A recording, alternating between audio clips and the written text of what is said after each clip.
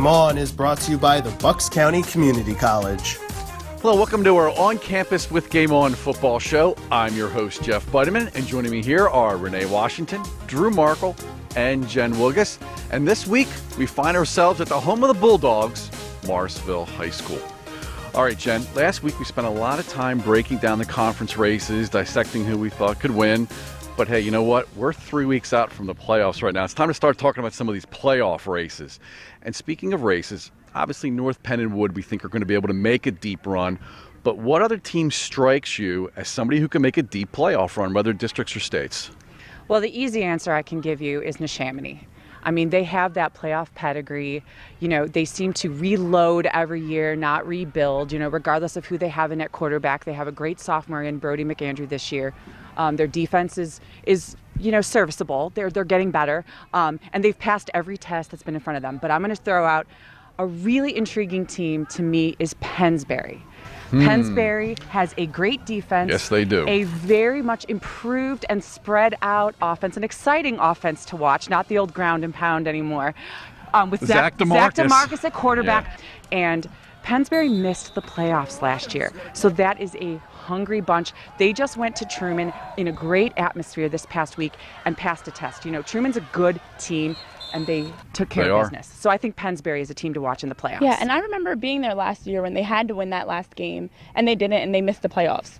And so I'm definitely interested to see how they come back this year. And another team that we've talked about a lot, New Hope Solebury. I mean, they have had a remarkable run this year through the BAL. And we've talked about what it's going to look like for them as they get to the playoffs. I mean, now that you're playing teams besides just Bristol and the usual BAL teams, it's usually a hurdle. Happen? Yes, yeah, exactly. It has but, been. you know, we can't overlook the fact that Jesse Capriati and those types of players have had a phenomenal season, getting tremendous rushing yards, touchdowns, and really taking it to their opponent. So it's interesting to see how they will step up because they know that's going to be a huge challenge for them. Yeah, Jeff, we've been on Palisades. Yes, we have. All year. You can see this one coming, and they're undefeated. They're smoking everybody. They've got Saucon Valley in Week 10. And that's the last hurdle. Might be their last test of going undefeated in the Colonial League. But you know, there's a team. You know, the way they're going, that they could be playing for a while, too. I would be very surprised if they don't get to states. I really, really would be surprised. This is their year. This is their year. They've been pointing to to it, and they're backing it up. Absolutely. Hey, and one other team to throw out there, don't sleep on Upper Moreland. They have maybe the most dynamic player in our entire area in Mr. Barr. Oh, yeah, and we'll learn a lot about them this week as they play Quakertown in a huge game. Big game. I'm excited to go to that Don't sleep game. on them. And if they win out, that's a big if. But if they do, I think the way it'll shake out in 5A, they could get a number 1 seed in that in districts too. So. All right, Drew, we've talked here about some of the teams that we think can make some runs. Who are some teams that better right the ship in the next couple of weeks if they plan on making a playoff appearance? Jeff, I think the one that jumps out, I mean, I've been behind Hatboro Horsham all season, and you know they've lost some crazy games, you know, to Quakertown to Upper Moreland.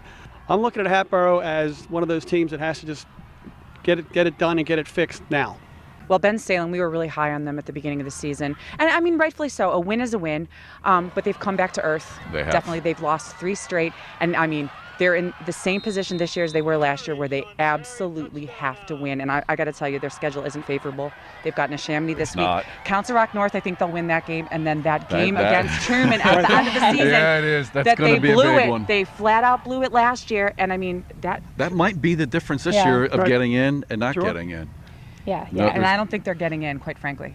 Yeah, and I think even against Council Rock South this past weekend, to see how they started so flat. I mean, they had a chance to tie the game up early in the first quarter, fumbled on the 2-yard line, and from there they gave up 28 points. Well, 21 points. They were already down 7-0.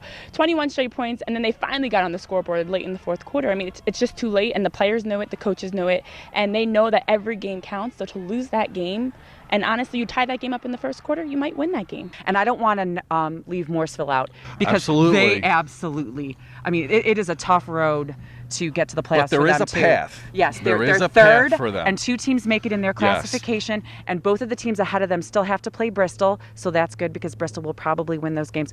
But New Hope absolutely, after their bye week, has to beat Springfield Montco. Has to, or it's all Jeff, over. if you had a what team wishes the season were a little bit longer, it would be Council Rock South. They might they're going to run out of runway. Right, they figured it out. They are a very hot team. Yeah, that loss to Truman Absolutely. killed them. Mm-hmm. Absolutely. Definitely. All right. That'll do it for this week's show. We'd like to thank Morrisville High School and also head coach Derek Savage for hosting Around Campus this week. A reminder, you can find us on Facebook, Twitter, and Instagram at HS Game On. Thanks again for watching, and we will see you on Friday for our Beat the Experts show.